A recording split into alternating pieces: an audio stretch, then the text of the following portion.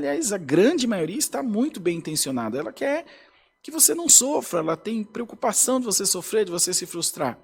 Mas você deve se lembrar que a missão é tua. Que Deus te pôs no teu coração isso para fazer. Esse trabalho, essa missão espiritual, essa empreitada que você iniciou.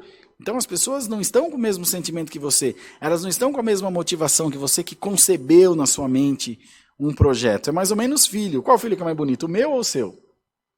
Não é? É o meu. E o do Brunão é o Brunão. É normal, não é? Ninguém acha filho feio. Ninguém acha sua criação feia. Você olha um quadro que um pintor fez e fala, não sei se é bonito. Ele é apaixonado, fala, é minha obra-prima, né? minha melhor arte, minha melhor obra.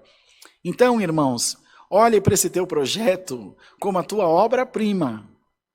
Olhe para esse teu projeto como a tua melhor obra, o teu melhor feito. E vai até o fim, seja ele espiritual, seja ele material.